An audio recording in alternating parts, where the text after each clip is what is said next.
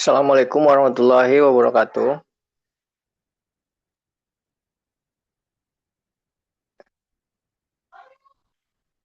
Suara saya jelas ya?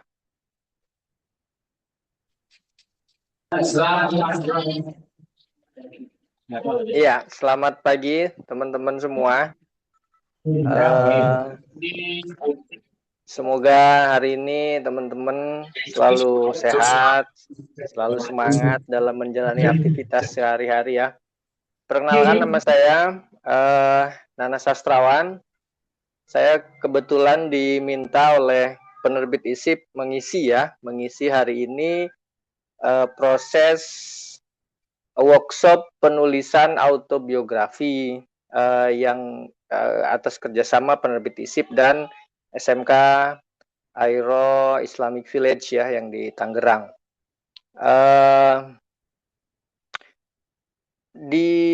Kebetulan saya Muslim, jadi saya puasa. Jadi saya juga ucapkan selamat berpuasa bagi yang Muslim ya. Teman-teman,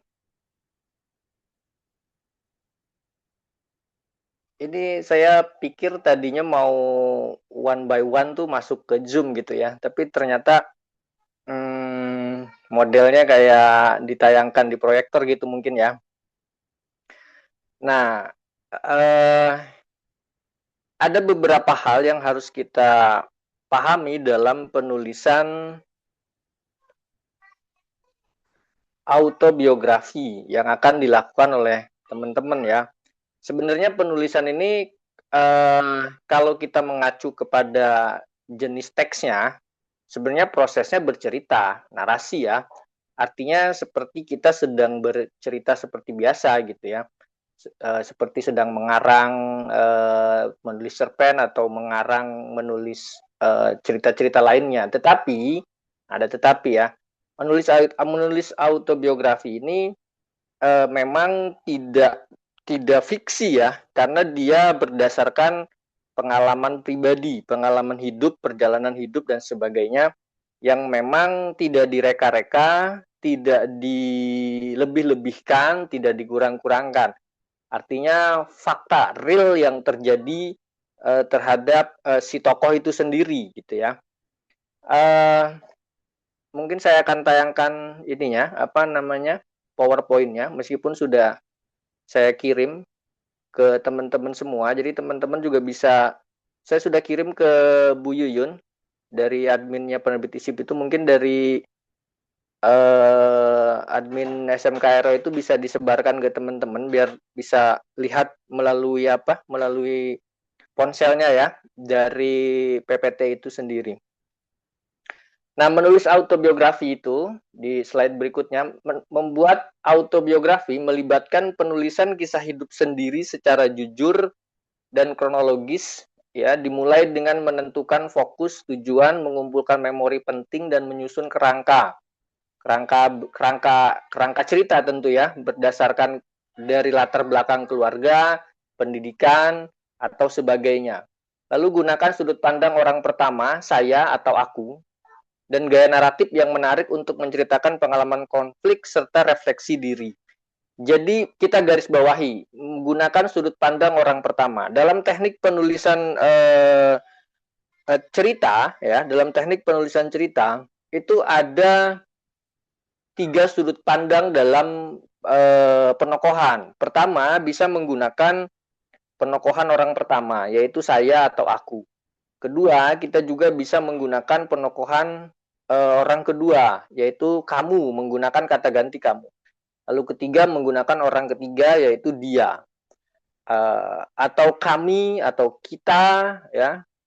Kalau kita masuk ke dalam kategori sudut pandang orang kedua, karena ada kamu di situ ya. Atau bisa menggunakan juga nama orang, itu masuk dalam kategori sudut pandang orang ketiga.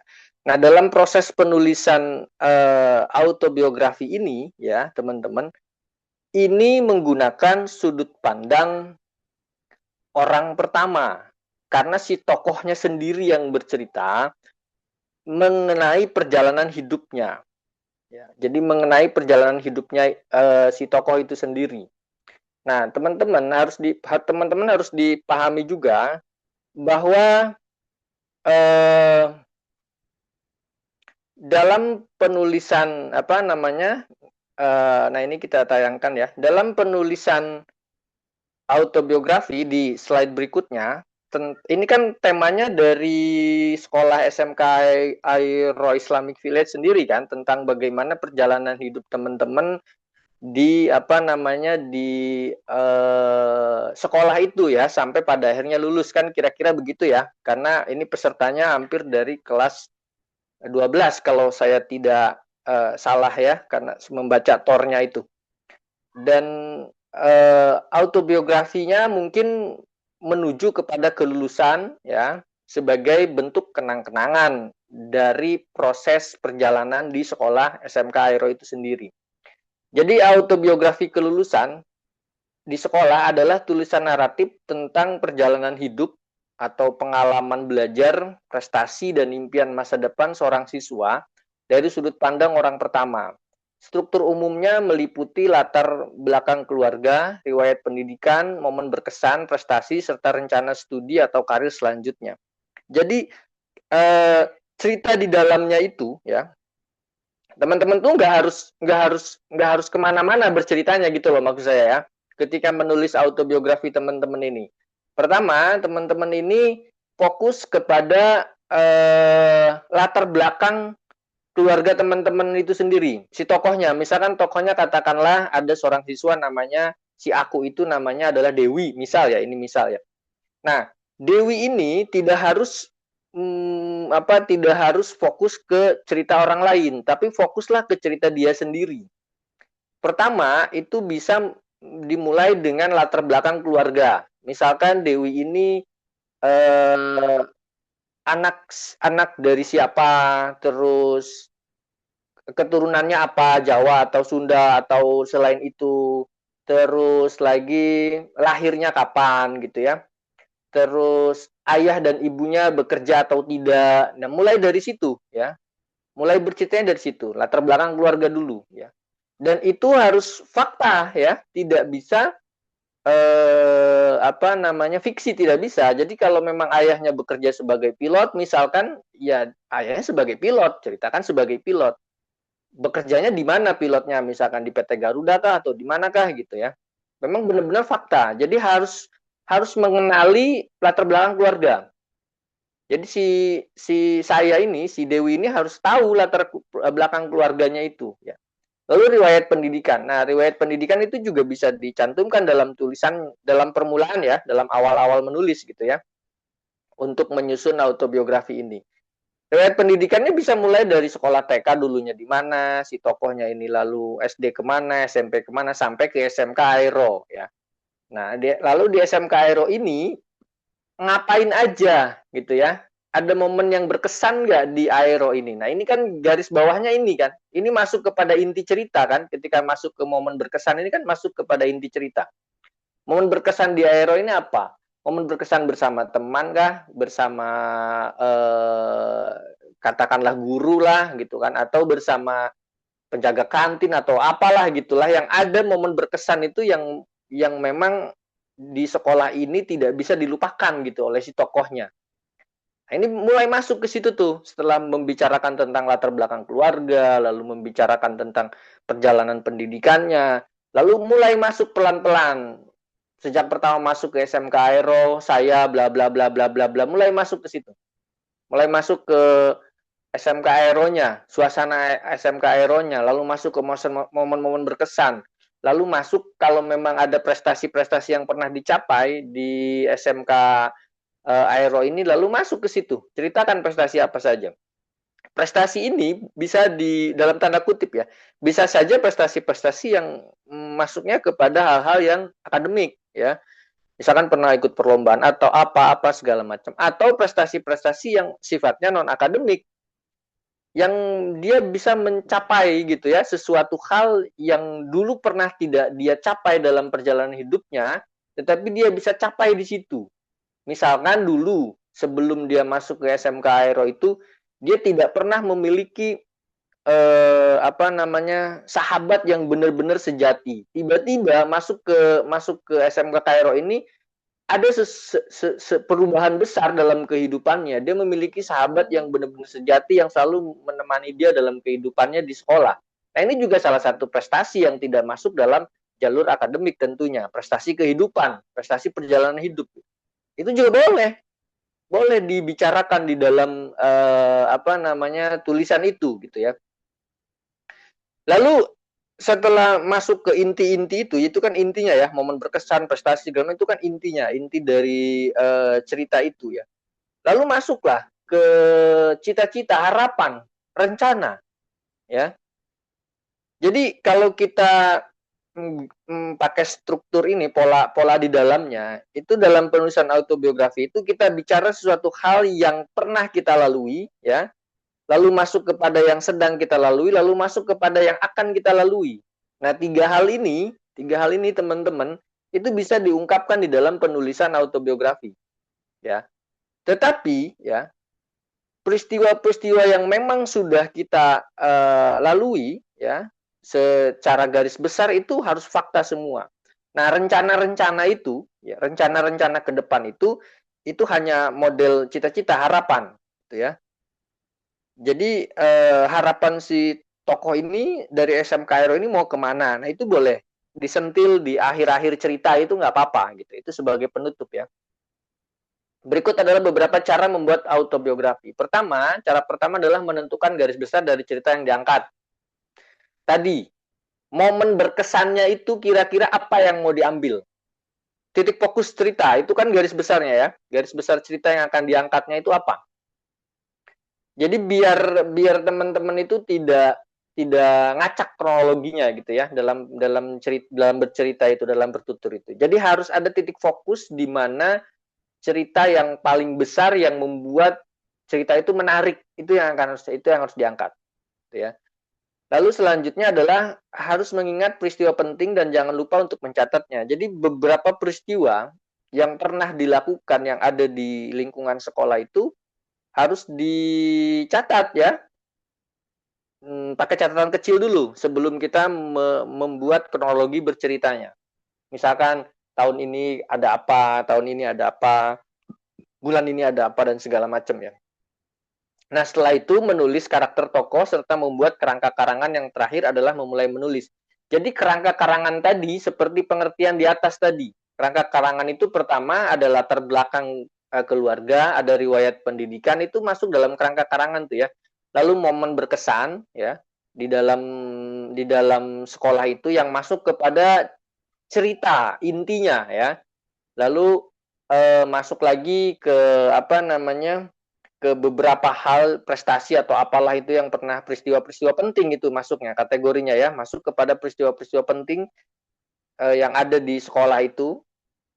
Setelah itu boleh diselipkan ke harapan-harapan ya, harapan-harapan atau cita-cita yang akan dituju sebagai penutup cerita gitu ya. Nah, ini ya langkah-langkah dalam penulisan autobiografi. Jadi kerangka karangan atau kerangka berpikir itu bagi seorang penulis pemula itu sangat penting sekali. Karena itu sama saja sebagai langkah-langkah kita untuk menentukan tulisan setiap paragrafnya ya.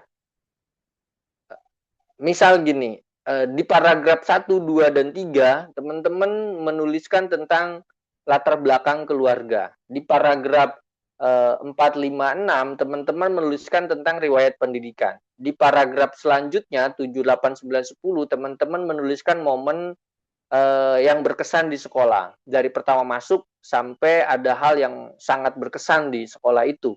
Lalu di paragraf selanjutnya 11, 12, 13 itu teman-teman ngomongin peristiwa-peristiwa penting yang dialami oleh teman-teman di sekolah itu. Lalu di paragraf penutup itu teman-teman membicarakan tentang mimpi-mimpi, harapan yang ingin dicapai ke depan, dan harapan tentu untuk sekolah itu sendiri juga ke depannya seperti apa gitu. Nah, itu adalah kerangka karangan yang pada akhirnya memudahkan kita untuk menulis nanti. Jadi tidak kemana-mana tulisannya, tidak melebar kemana-mana ya. karena kita sudah membuat polanya, pola kerangka karangan itu. Nah, bagi seorang penulis pemula itu penting kerangka karangan itu ya, karena itu tidak bisa dilepaskan dari proses penulisan sebuah cerita, gitu ya. Lalu di slide berikutnya, nah ini juga udah saya jelaskan di awal tentang isi dari autobiografi. Tapi ini agar teman-teman lebih ini lagi lah, lebih kuat lagi lah. Pertama, asal usul dapat berupa data diri, riwayat keluarga, daerah asal dan kelahiran. Ya, ini isi autobiografi yang dari awal itu tadi, dari paragraf awal ya sampai akhir ya. Lalu riwayat pendidikan formal maupun non formal, ini boleh di dalamnya itu boleh diceritakan. Lalu deskripsi perjalanan hidup tokoh, ya, perjalanan hidup dari kecil misalkan sampai masuk ke SMK Aero, itu juga boleh diceritakan. Lalu cerita perjuangan tokoh mencapai tujuan, misalkan ada ikut lomba di sekolah atau apa gitu ya, untuk mencapai tujuan, mencapai keinginan dan segala macam, ini boleh diceritakan ya, perjuangannya. Lalu cerita mengenai narasi kegiatan atau prestasi yang diperoleh. Nah, hasilnya dari perjuangan ini ternyata ada hasil prestasi-prestasi, boleh diceritakan. Nah, ini pendapat, gagasan, dan pemikiran tentang hidup. Nah, ini kan di paragraf terakhir sebagai penutup tadi tentang rencana hidup, karir, dan segala macam gitu ya, tentang rencana kelanjutan kita untuk sekolah. Nah, ini masuk dalam akhir dari sebuah cerita itu ya. Jadi masuk sebagai kategori pendapat, gagasan, dan pemikiran tentang hidup. Di slide berikutnya, struktur autobiografi. Nah, agar mempermudah dalam menulis autobiografi, maka perlu membuat struktur sebagai berikut. Pertama, nah, saya ulangi lagi terus, saya ulang-ulang terus, bahwa paragraf 1, 2, 3 itu dimulai dengan menuliskan latar belakang keluarga seperti menceritakan tempat tinggal, tanggal lahir, dan lain-lain ya. Itu penting banget karena ini autobiografi, bukan cerita cerpen yang sifatnya fiksi ya. Menulis latar belakang pendidikan dari jenjang sekolah dasar hingga pendidikan terakhir. Menulis latar belakang prestasi yang telah dicapai, menulis latar belakang pekerjaan dan hasil karya tulis. Jadi memang menulis autobiografi tentang perjalanan hidup teman-teman di SMK Aero ini ya, itu memang harus semuanya benar-benar detail ya, dan sifatnya kronologis. Nah, ini harus digarisbawahi ya, detail dan kronologis. Maksudnya gini, detail itu ya data diri teman-teman itu terungkap semua ya, dan data diri yang umum aja, bukan yang sifatnya privacy, bukan. Sifat-sifatnya yang umum aja, misalnya kayak sekolah dulunya di mana, terus latar belakang keluarga, itu kan umum, sifatnya umum yang semua orang juga pasti tahu tentang profesi ayah, ibu, dan itu kan setiap orang juga pasti tahu gitu. Itu kan umum sifatnya. Nah, itu detail ya. Detail. Lalu kronologis. Kronologis itu berarti cerita itu terstruktur dari awal teman-teman ngomongin rumah, ngomongin keluarga, ngomongin pendidikan teman-teman, lalu masuklah ke SMK Aero. Nah, ini kan kronologisnya begitu. Lalu ceritakan apa saja yang berkesan di awal masuk. Misalkan saat pengenalan lingkungan sekolah, saat pertama kali dapet temen satu bangku, momen apa yang bisa diceritakan di situ, itu kan kronologis tuh. Terus bisa jadi saat pertama kali bertemu dengan seorang guru yang menyenangkan, yang menyebalkan, tentu saja ada lah. Tidak semuanya juga baik-baik saja terjadi kan dalam hati kita. Atau bertemu dengan seorang teman yang menyenangkan dan menyebalkan, itu momen-momen itu tertangkap semua, kronologis gitu kan. Lalu perjalanan ketika mau naik ke kelas 11 misalkan, apa yang terjadi, lalu mulai masuk ke lingkungan-lingkungan yang saya tahu kalau SMK itu kan ada PKL ya. Nah, itu masuk ke lingkungan itu juga ya, tentang momen-momen yang berkesan saat PKL dan segala macam, lalu naik ke kelas 12, lalu menghadapi kemandirian ya secara emosi dan sosial. Tentu kalau kelas 12 itu kan kita harus sudah dididik untuk mandiri secara emosi, mandiri juga secara sosial ya dalam kehidupan kita. Masuk melangkah ke sana gitu ya. Lalu pada akhirnya ini mau lulus. Nah, apa yang akan dilakukan ketika mau lulus ini? Nah, ini kronologis, ceritanya kronologis, gitu ya. Dan ketika one by one, satu tokoh di dalam satu kelas itu menceritakan pengalaman pribadinya masing-masing di dalam kegiatan lingkungan belajar di SMK Aero ini, tiba-tiba hasil karya tulisan teman-teman itu dibaca lagi oleh temennya, dibaca lagi oleh temennya, dibaca lagi oleh temennya, itu akan menciptakan bayangan-bayangan masa lalu yang tentu indah, ya. Bisa jadi lucu, bisa jadi menegangkan, tergantung dari isi cerita yang diceritakan oleh teman-teman itu. Nah, itu sangat dokumentatif, ya. Jadi ketika dijadikan tulisan itu dijadikan buku, lalu dipegang oleh teman-teman, dibawa ke rumah, ditaruh di perpustakaan, disimpan di meja-meja belajar teman-teman di rumah, itu sangat dokumentatif banget. Tidak akan bisa hilang, ya, catatan sejarah itu, ya. Ketika ada di SMK Aero, gitu ya. Apalagi, ya, buku cerita biografi, autobiografi teman-teman itu ada buku pendampingnya berupa foto-foto. Foto-foto ketika teman-teman berada di lingkungan sekolah, lalu foto-foto bersama teman-teman segala macam, itu semakin sangat berkesan. Kan fungsinya memang untuk membawa fungsinya kan memang untuk membangun suatu hal yang yang tidak mudah dilupakan, ya, kenangan-kenangan itu, gitu ya. Fungsinya untuk mengetahui eh, perjalanan hidup seseorang di SMK Aero ini, gitu ya. Fungsinya dari menulis autobiografi itu ya memang seperti itu, untuk yang tujuan yang paling utama nih dalam SMK Aero ini. Jadi ini sangat menarik, gitu ya. Satu, fungsi itu tidak hilang. Kedua, kecerdasan berpikir kita itu terbangun. Kecerdasan berbahasa kita dalam menulis juga terbangun. Karena manusia itu tidak pernah lepas dari tiga hal, ya: kecerdasan berpikir, kecerdasan rasa, dan kecerdasan dalam tingkah laku. Nah, tiga hal ini kan tidak akan pernah lepas, gitu. Nah, dalam menulis itu, dalam kegiatan menulis, ya, autobiografi ataupun tulisan-tulisan yang lainnya yang sifatnya fiksi atau ilmiah, itu tidak akan pernah lepas dari ketiga hal itu. Jadi karya tulis itu menghasilkan tiga kecerdasan yang ada di dalam diri kita: kecerdasan berpikir, kecerdasan rasa, dan kecerdasan tingkah laku.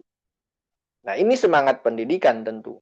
Bahkan kecerdasan rasa, misalkan, banyak sekali kelas-kelas menulis itu sebagai terapi jiwa juga, ya, di lingkungan luar sana, gitu ya. Jadi ada orang-orang yang punya problem psikologi itu, dia menggunakan media tulis menulis, ya, untuk bercerita tentang kehidupannya dia. Nah, ini kan membangun kecerdasan rasanya dia biar dia semakin sehat rasanya, gitu ya, tidak menuju kepada masalah-masalah kejiwaan.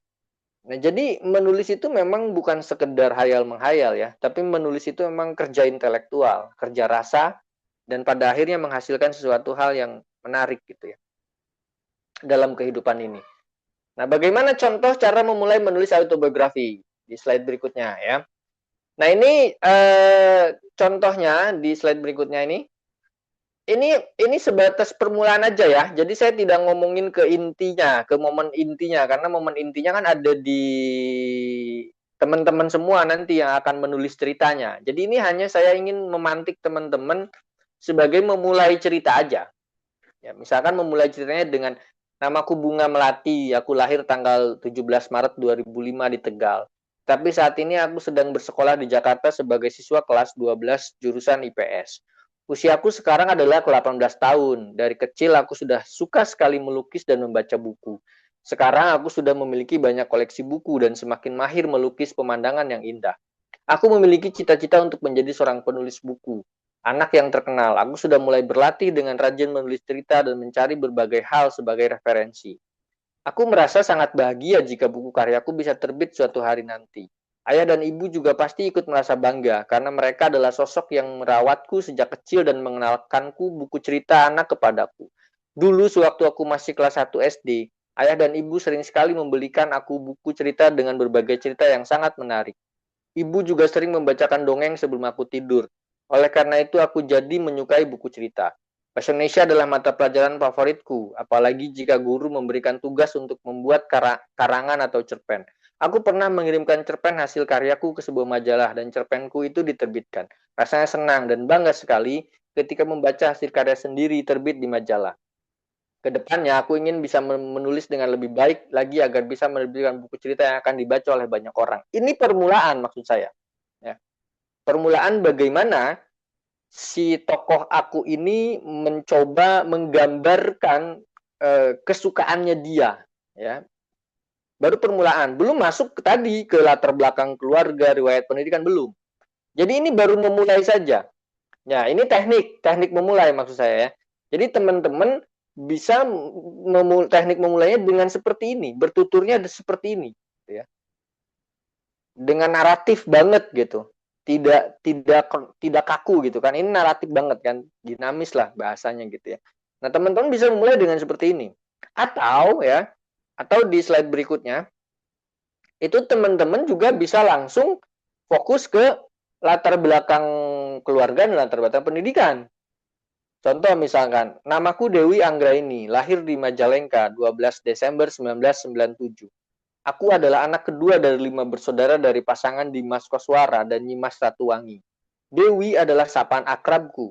Aku terlahir dari keluarga sangat sederhana. Ayahku seorang pegawai negeri sipil atau PNS, sedangkan ibuku adalah seorang guru di sebuah madrasah sanawiyah.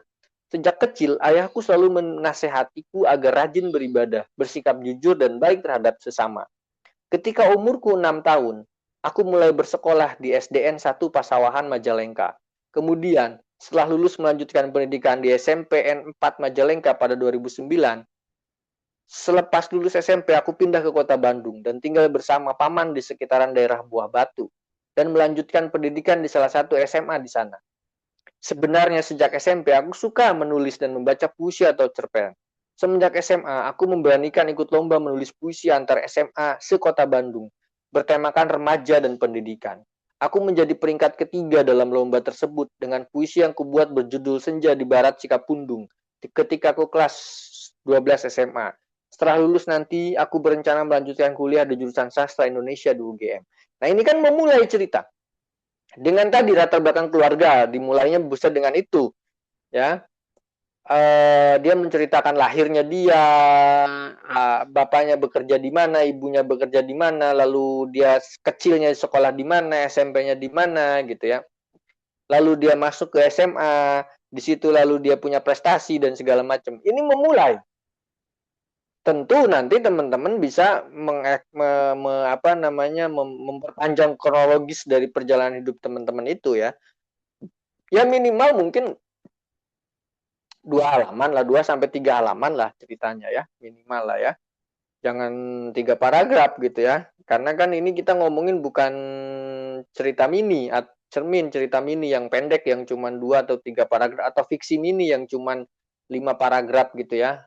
Tapi kan kita ngomongin autobiografi. Autobiografi itu ya tentu perjalanan hidup yang proporsionalnya dalam menulis itu sebenarnya dalam proporsionalnya itu ya 1.400 kata ya atau sekitar 3 sampai 4 halaman sebenarnya proporsionalnya ya, proporsional dalam tulisan autobiografi itu sebenarnya. Nah, itu bisa dimulai dengan seperti itu gitu. Gaya penulisannya, teknik kepenulisan memulainya itu bisa dengan seperti itu. Misalkan contoh di SMK Aero itu siapa namanya Rangga misalkan. Namaku Rangga, lahir di Tangerang pada sekian sekian sekian. Aku adalah anak ke 50 bersaudara, misal ya. Dan bla bla bla bla bla bla bla bla bla gitu ya. Nah, itu bisa memulai dengan teknik seperti itu gitu ya. Ini kan dua contoh ya. Satu contoh pertama dengan bentuknya langsung naratif seperti orang memang bercerita menulis cerpen gitu ya dengan gaya populer. Kalau yang pertama itu gayanya populer tuh. Ya, jadi dia tidak kronologis, ya, modelnya populer gitu. Yang pertama itu boleh kayak gitu. Tapi contoh yang kedua ini sangat kronologis gitu ya. Dia dari awal lahir, keluarganya di mana, lalu sekolah di mana, dan sampai masuk ke sekolah ini dan segala macam. Itu kan sangat kronologis. Kalau yang kedua itu tetap akan kronologis pada akhirnya, cuman gaya penulisannya populer banget gitu ya. Nah, tinggal dua hal itu bisa teman-teman explore, dua contoh itu bisa teman-teman explore ya. Dalam penulisan autobiografi, teman-teman mau menggunakan yang benar-benar kronologis dalam bercerita atau mau bentuknya sangat populer seperti orang menulis cerpen gitu ya. Tidak masalah gitu. Yang penting isinya itu memang hal-hal yang sifatnya fakta ya, tidak dilebih-lebihkan, tidak dikurang-kurangkan karena kita menulis autobiografi perjalanan hidup teman-teman sendiri di SMKIL. Kira-kira itu apa namanya penjabaran saya dalam apa namanya dalam langkah-langkah menulis autobiografi. Nama saya Nana Sastrawan, jadi teman-teman bisa share IG saya, Instagram saya, @nanasastrawan tentunya di Instagram. Itu nanti teman-teman bisa ngelihat, mengenali saya di situ gitu ya. Atau bisa cek di Google juga bisa ya untuk mengenali saya gitu. Ya silahkan follow juga kalau memang teman-teman mau memfollow, tidak apa-apa. Ya ada pertanyaan, boleh bertanya, nggak apa-apa. Kita masih punya waktu sekitaran 20 menitan ke depan untuk sesi diskusi. Karena kalau workshop tanpa ada diskusi kayaknya kurang menarik ya. Silakan tekniknya seperti apa, saya serahkan ke panitia di sana untuk memulai diskusinya.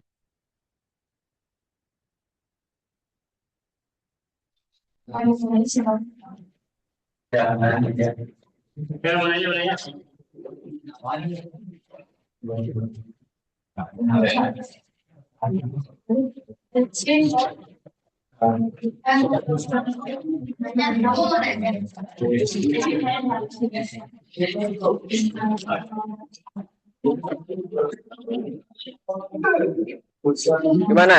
Bisa nggak untuk membuka ruang diskusi? Oke, Kak Nana yang apa ya? Mas Nana, kedengeran nggak suaranya ya? Ya, kedengeran Bu. Kedengeran. Ya, kebetulan saya Mas Rita, guru bahasa Indonesia juga di kelas 12. Gitu. Sebelumnya terima kasih banyak waktunya ya, karena sudah menyempatkan waktunya untuk melaksanakan workshop penulisan untuk teman-teman kelas 12 gitu. Mungkin harapannya sih penulisan ini bukan hanya untuk tugas akhir untuk teman-teman kelas 12 gitu ya, tapi ini menjadi pengalaman teman-teman kelas 12 ini mempunyai karya pertama kali gitu mungkin ya di kelas 12 gitu. Nah, mau minta ini aja sih Mas Nana, kira-kira apa ya yang menurut Mas Nana ini untuk kelas 12 tulisan teman-teman nanti ini nggak cuma dokumentasi aja perjalanan, itu nggak cuma dokumentasi perjalanan, tapi tulisan mereka ini punya nilai tersendiri dan mungkin pembacanya pun nanti lebih menarik gitu membacanya. Kira ada tips and triknya nggak Mas Nana untuk penulisan ini nggak cuma jadi dokumentasi perjalanan tapi punya nilai tersendiri gitu. Ya, terima kasih. Ya, sama-sama Ibu. Terima kasih juga. Ini sebelumnya saya mau bertanya dulu nih. SMK Auro Islamic Village itu yang di Karawaci bukan sih? Yang di Pertigaan itu kan ada Islamic Village juga itu. Ya, betul Pak Nana. Betul ya, di situ ya. Soalnya saya dulu pernah ngajar di situ. Waktu itu kepala sekolahnya itu Bu Ajijah apa siapa ya? Oh iya, SMK Cuman, ya ada. SMK ya ada ya. Iya, Nah, ada saya ya. dulu waktu saya kuliah saya kuliah. Saya waktu pas lagi saya sekolah. Jadi nggak asing sana gitu ya. Dulu waktu saya kuliah itu saya pernah mengisi kegiatan mengajar di situ tuh tentang ekstrakurikuler teater dulu itu di sana, teater dan kepenulisan naskah. Teater dalam kepenulisan naskah drama dulu ya. Dulu itu saya ada kenalan di situ tuh siswa SMK situ namanya tuh Na Lesmana. Iya. Na Lesmana. Oh, Dari oh. Lesmana. Ya, bener ya, Na Lesmana. Iya. Nah, Na Lesmana Ada itu dulu guru kami yang satu angkatan, Pak, sama. gitu. Nah, Na Lesmana itu jago banget berpuisinya dia ya, berpuisi, membaca syair dan segala macam. Ya, jadi saya tidak asing gitu dengan Islamic Village itu. Saya sempat ngisi hampir setahun sih kayaknya di sana. Cuman karena saya punya kesibukan saat itu, yang pada akhirnya saya memutuskan untuk tidak melanjutkan dan saya saat itu pergi ke Jogja gitu ya. Jadi dari kuliah memang saya sudah berkecimpung di dunia tulis menulis ya, dan di berbagai macam kegiatan sastra tentunya. Nah, mengenai pertanyaan dari tadi Ibu siapa saya lupa ya, tapi guru bahasa Indonesia yang pasti di situ ya. Budita, Pak, Tentang Budita. Bulita ya. Budita. Budita, oke, Budita. Nah, tentang persoalan menariknya cerita itu tadi sebenarnya di PowerPoint itu saya sudah jelaskan di slide berapa. Bagaimana kita mencoba mengambil titik fokus garis besar. Nah, ini di slide 1, 2, 3, 4 kayaknya nih ya. Berikut adalah beberapa cara membuat autobiografi. Jadi cara pertama adalah harus menentukan garis besar dari cerita yang diangkat. Nah, ini sebenarnya yang menariknya nanti ya.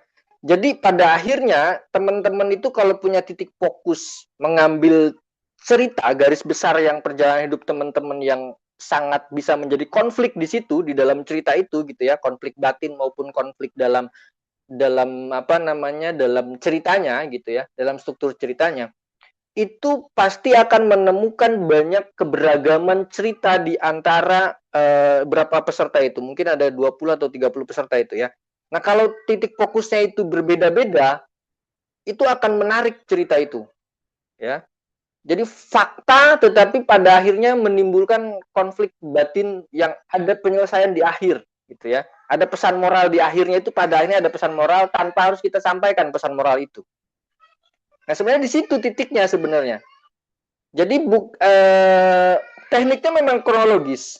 Teknik berceritanya memang kronologis ya, dari awal sampai akhir mengkronologikan. Tetapi harus di momen berkesannya itu tadi, itu diambil titik garis besar cerita yang perlu diangkat. Ya, perlu diangkat titik fokusnya di mana gitu ya. Punya teman-teman tentunya nih. Misal ya, saya ambil contoh aja. Di lingkungan sekolah itu tokohnya si A, katakanlah Agung, tokohnya katakanlah Agung.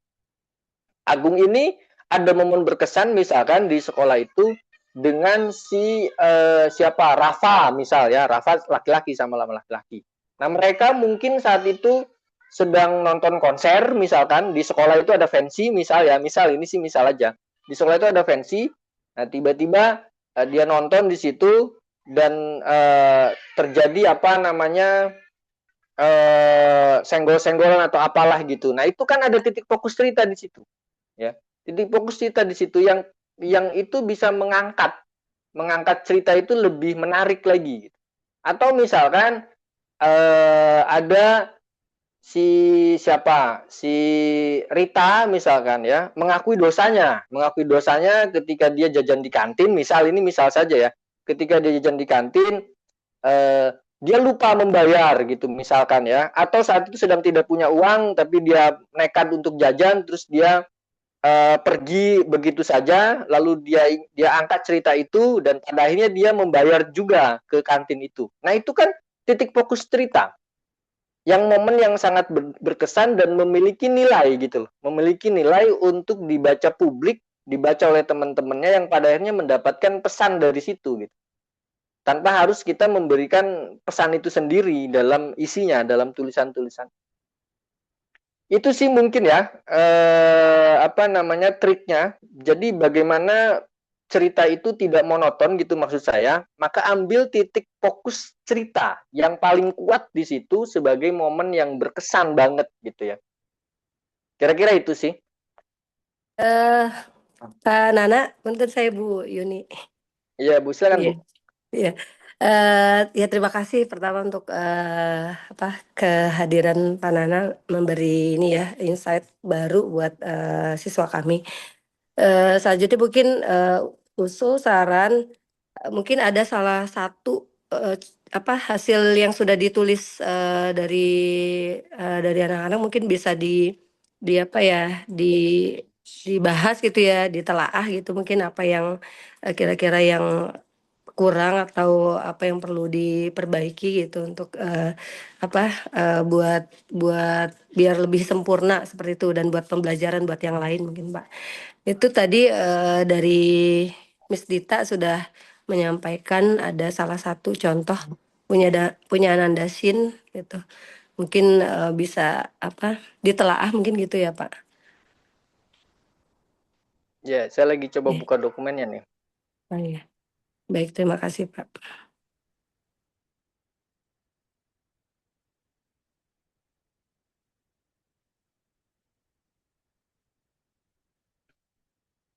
Nah, ini kan baru bentuknya poin ya, bentuknya baru poin, ini belum masuk cerita ini sebenarnya. Misalkan contoh ini kan biodata, dia mulai dengan biodata diri kan, nama lengkap, tanggal lahir gitu ya, jurusan dan segala macam. Lalu dia ngomongin prestasi ya, bla bla banyak ini sampai 19 gitu ya. Terus dia ngomongin quote, dia punya quote, terus tentang perjalanan cerita sekolah, pertama kali masuk sekolah segala. Nah, ini kan baru bentuknya poin kan. Nah, maksud saya tadi teknik berceritanya itu tidak bentuk poin seperti ini. Tadi yang contohnya, contoh yang akhir itu, yang paling akhir itu, yang PowerPoint saya itu. Nah, ini contohnya kayak begini. Jadi menggunakan konteks bercerita, bukan bentuknya poin ya. Kayak namaku Dewi Anggraini lahir. Jadi tidak dibikin poin seperti ini. Ini kalau ini ya, kalau ingin masuk dalam menulis autobiografi gitu ya. Jadi bukan data riwayat hidup, bukan. Bedakan antara menulis autobiografi dengan daftar riwayat hidup itu berbeda, sangat berbeda sekali. Kalau daftar riwayat hidup itu kan bentuknya dia poin ya, dia pakai poin-poin gitu ya, tentang prestasi, tentang apa di poin ini segala. Kalau menulis autobiografi, dia bentuknya bercerita, bertutur, bernarasi dia, ya. Autobiografi itu bernarasi, bertutur dia. Tidak seperti menulis daftar riwayat hidup. Nah, ini teman-teman harus menggunakan teknik bertutur, bukan teknik menulis daftar riwayat hidup. Nah, seperti yang dilakukan oleh ini nih, siapa ini Muhammad Sahrul Iya. Nizam ini ya. Iya, izin Pak dari apa Nanda Muhammad Nizam ada contoh. Nah, ini kan sudah mulai bertutur nih ya. Nah, ini yang seperti ini memang bertutur gitu ya. Tetapi biodata ini masuknya ke dalam cerita aja gitu ya. Kayak Muhammad Sahrul Nizam, tempat tanggal lahir, jurusan, hobi, segala macam. Ini masuk ke dalam cerita aja, di dalam ceritanya, diceritakan di dalam saja, tidak harus dibuat kolom tersendiri gitu. Tidak harus seperti itu. Jadi masukin saja ke dalam cerita gitu ya.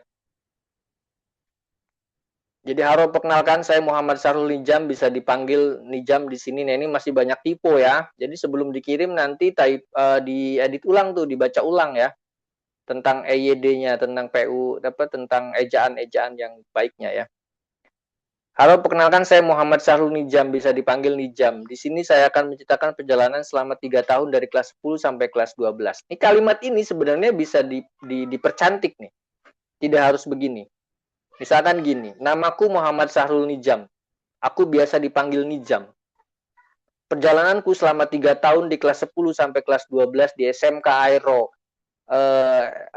Islamic Village sangat ingin saya sampaikan karena bagaimana saya merasakan di sini, di mental saya ditempa dan segala macam. Nah, ini kan bisa memulai dengan seperti itu. Jadi tidak harus dengan bahasa-bahasa yang terlalu formal. Ini kan terlalu formal gitu menurut saya ya. Dalam menulis cerita itu sebenarnya kita dinamis dalam berbahasa, tidak harus formal karena kita menulis cerita. Meskipun itu kita ngomongin fakta, tapi kan kita ngomongin teknik kepenulisan.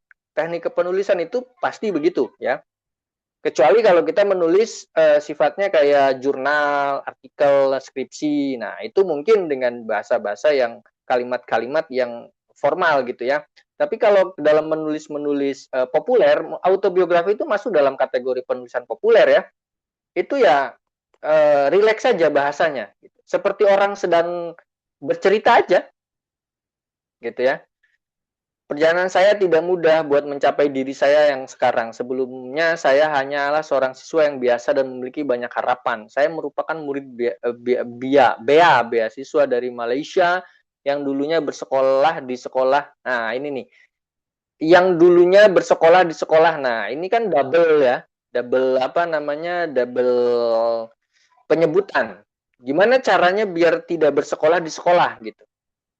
Pakai kata yang lain kan bisa ya. Saya murid beasiswa dari Malaysia, ya, dan saya belajar di sekolah Indonesia yang berada di Malaysia. Nah, itu kan ganti bersekolahnya dengan belajar gitu ya. Jadi jangan ada double penyebutan kayak begini.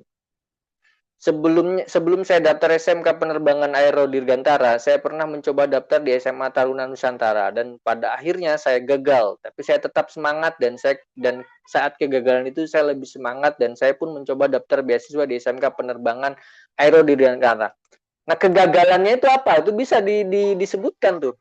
Kegagalan di SMA Taruna Nusantara itu apa? Di bidang apanya? Kan tentu ada tahapannya kan untuk masuk ke Taruna itu, tahapan psikotes, kesehatan dan segala macam. Nah, di mana letak kegagalannya? Lalu apa yang diperbaiki sehingga pada akhirnya bisa masuk ke SMK penerbangan ini gitu ya. Nah, itu tuh bisa diungkapkan tuh yang kayak gitu-gitu. Padanya alhamdulillah saya lolos menjadi seorang siswa kelas 10 di SMK Penerbangan Aero Dirgantara. Saat pertama kali sampai di sini, saya sering merasa kangen sama kedua orang tua saya. Nah, di sini tuh bisa mulai langsung ceritakan tuh tentang latar belakang keluarga. Saya merasa kangen sama kedua orang tua saya. Kedua orang tua saya, misalkan ya, ayah saya bernama siapa? Dia bekerja di sini. Ibu saya bernama siapa? Dia bekerja di sini. Dia dua orang yang sangat bersahabat dengan saya sebagai anaknya. Itulah mengapa saya sangat kangen dengan dia. Nah, ini mulai masuk nih ke latar belakang keluarga. Gitu ya. Karena ini kan tidak disebutkan, tidak ketemu nih. Dia hanya kangen saja sama orang tuanya. Jadi dimasukkan tuh ayahnya, latar belakang keluarganya dan segala macam. Tapi saya sadar itu semua harus dilawan. Kita sebagai anak rantau harus kuat mental, jauh dari orang tua demi pendidikan dan masa depan. Di kelas 10 saya berasa di kelas 10, gitu ya. Saya berusaha memahami semua pelajaran-pelajaran yang ada. Dan saya suka mendapat tantangan belajar jadinya, saya semakin semangat buat belajar. Nah, ini teknik memulainya sudah oke. Ya, teknik memulainya sudah oke, cuman bentuk perapihan tulisannya aja ya. Bagaimana kita mengenal Times New Roman 12, spasi 1,5, terus tab itu awal paragraf itu selalu menjorok ke dalam gitu ya, di tab gitu kalau di komputer atau di laptop gitu ya. Lalu bagaimana tentang EYD-nya, huruf kapital di awal, huruf tidak kapital, titik koma dan pemenggalan kalimat dan segala macam itu sangat penting sekali dalam menulis autobiografi sehingga ketika kita membaca itu terasa enak, jadi ya terasa nyaman gitu. Bahkan pada akhirnya mencapai titik puncak cerita itu dapat gitu ya. Kalau kita teknik penulisannya rapi. Nah, ini teknik bertutur seperti ini memang yang saya maksud ya. Tidak seperti menulis daftar riwayat hidup ya. Ini teknik bertutur seperti ini. Tapi ini kan sifatnya masih kronologis karena di sini dia titik fokusnya kan ke PKL nih. Kalau mau mau kita baca terus ini kan kayaknya dia banyak berbicara di PKL ini kan. Nah, maka kalau memang mau momen yang berkesannya di PKL ya cari suatu momen yang sangat menarik ketika proses PKL itu gitu ya. Itu sih paling ini sudah oke. Teknik bertuturnya begini, maksud saya memang begini teknik bertuturnya, cuman daftar riwayat hidup yang di atasnya ini dimasukkan saja ke dalam awal paragraf gitu ya, kayak Nama saya Muhammad Syahrul Nijam. Saya lahir di Tawau 16 Januari 2007 gitu ya. Terus saya apa lagi ya, masuk di jurusan airframe dan power plant kayak gitu ya. Dan saya memiliki hobi futsal, silat, juga poli. Tentu saya memiliki moto hidup, tetap rendah hati saat berhasil, tetap kuat saat gagal. Dan saya pun ingin memiliki cita-cita ingin menjadi abdi negara. Ya, karena kesuksesan adalah hasil dari konsistensi, bukan keberuntungan. Beberapa hal telah saya capai, seperti saya mengikuti prestasi paskibra kecamatan dan bla bla bla. Nah, ini masuk dalam ini aja, dalam ceritanya di dalam gitu ya. Tidak harus dipisahkan menjadi seperti daftar riwayat hidup. Kira-kira itu sih, Bu. Untuk penjelasan lebih dalamnya lagi.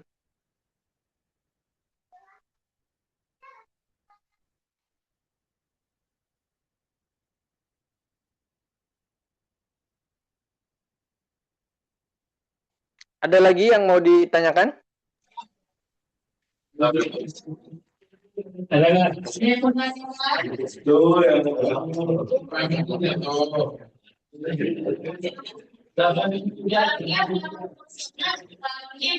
Pertanyaan terakhir ya, nanti setelah kami mengumpulkan apa namanya filenya, itu nanti langkah selanjutnya seperti apa? Sampai Tentu.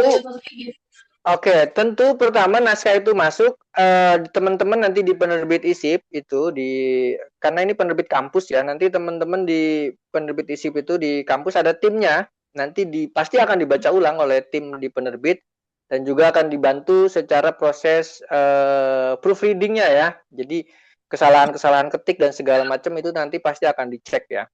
Nah, setelah itu nanti proses pembuatan cover biasanya, lalu masuk layout ke pembentukan seperti buku gitu, dan setelah itu dicetak dan dikirimkan ke sekolah gitu ya untuk dibagikan ke siswanya. Kira-kira gitu sih Bu kronologinya untuk selanjutnya gitu untuk bukunya. Jadi tentu kami tunggu hasil ininya, hasil tulisannya gitu ya. Kalau memang ada yang tulisan-tulisan yang sangat perlu banget direvisi, diubah, ya mungkin perlu diubah juga gitu ya. Nanti kita kabarkan berapa siswa nih yang perlu diubah. Kayaknya ini diubah lagi deh sedikit, misalkan di paragraf ini gitu kan. Misal ya. Tapi ya semoga tidak terjadi itu ya. Karena kalau tadi melihat contoh dari siapa? Nizam itu ya tadi ya. Itu sih sebenarnya sudah rapi ya, sedalam bertuturnya udah rapi sebenarnya. Cuman tinggal di ini aja, tinggal di katakanlah itu sudah masuk 80%, katakanlah memang seperti itu cara bertuturnya.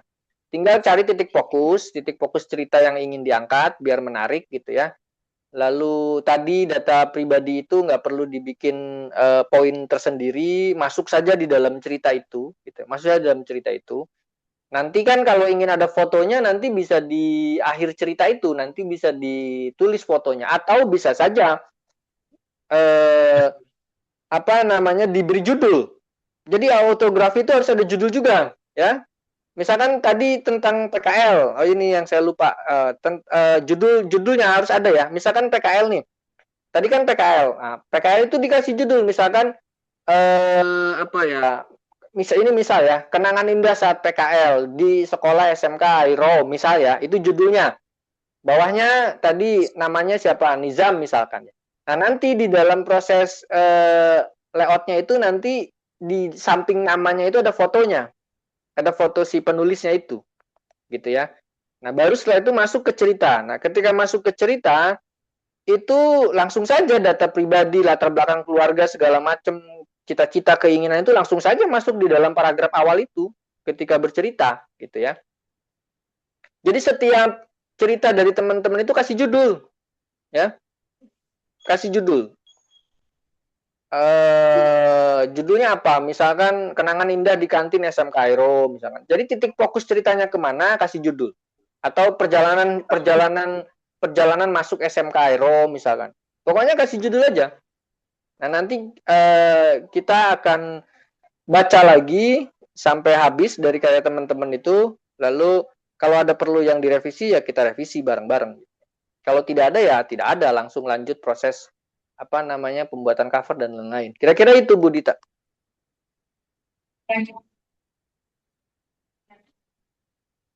Iya, masalah ini cukup dari kami ya. Untuk teman-teman sudah ada pertanyaan, sepertinya tinggal nanti penjelasan dan revisi ulang karena beberapa memang sudah ada yang mengerjakan, tapi sudah karena ada workshop ini kan jadi tahu ya masalah mana yang kurang tepat gitu dalam tulisan gitu. Jadi mungkin nanti revisi, semoga sebelum kita sih bulan Mei sudah selesai gitu misalnya karena insya Allah di wisuda teman-teman ini nanti kita launching buku ini gitu. Targetnya. Kalau ngumpulin naskahnya 2 minggu ke depan nih misal kumpulin naskahnya 2 minggu ke depan dari pertemuan sekarang ke depan dikumpulin naskahnya, sebelum bulan Mei juga sudah selesai ya, setelah Lebaran juga buku bisa selesai gitu ya. Jadi proses itu cepat lah, proses itu cepat. Cuman yang lambat itu kan memang proses menulis dan revisi, di situ aja sih titik fokusnya. Kalau proses untuk desain segala macam itu cepat itu. Nah, yang saya ingin garis bawahi sebelum saya tutup, saya ingin garis bawahi bahwa menulis autobiografi itu masuk dalam kategori penulisan populer. Jadi teknik kepenulisannya itu sama seperti sedang menulis cerpen. Tetapi nih ya, isinya berbeda ya. Kalau cerpen itu dia bicara tentang suatu hal yang fiksi ya, kalau autobiografi itu bicara suatu hal yang fakta. Itu saja perbedaannya, itu saja. Tetapi teknik kepenulisannya itu sama ya. Teknik kepenulisannya itu sama. Bagaimana memulai cerita, bagaimana menarasi, itu sama. Tekniknya sama. Bagaimana kita memilih judul dan segala macam. Jadi ada judulnya juga, itu sama. Ya. Isinya saja yang berbeda. Jadi struktur penulisannya itu sama.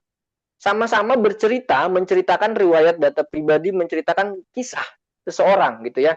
Tekniknya sama seperti menulis cerpen, tetapi isinya berbeda. Kalau cerpen itu isinya adalah fiksi, kalau autobiografi itu isinya adalah fakta. Gitu ya. Kira-kira itu sih garis bawahnya. Ya, saya sudah berpengalaman ya sebagai penulis buku mungkin ya. Minta kata-kata semangatnya dong untuk teman-teman kelas 12.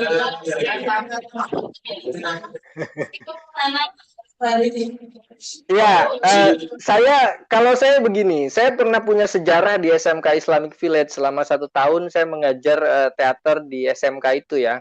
Saya punya murid namanya Nales Mana, itu murid saya Nales Mana. Nales Mana itu di SMK Airo.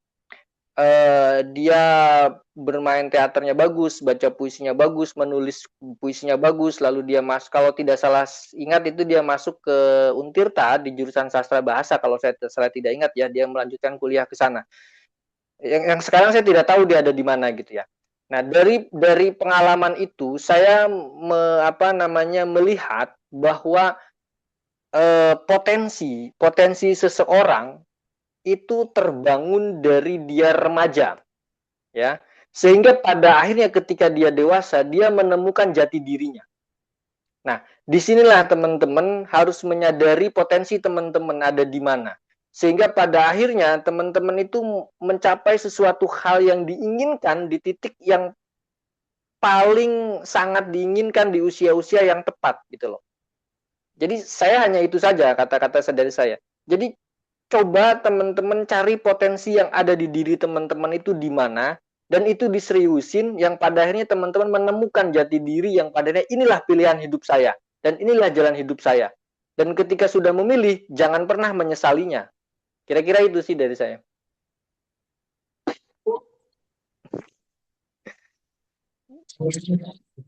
Terima kasih atas waktunya. Mudah-mudahan semangat terus dalam menjalani kehidupan. Saya tutup ya kegiatan ini dengan Assalamualaikum warahmatullahi wabarakatuh. Oke ya, saya keluar ya, saya pamit ya, saya tutup Zoom-nya ya.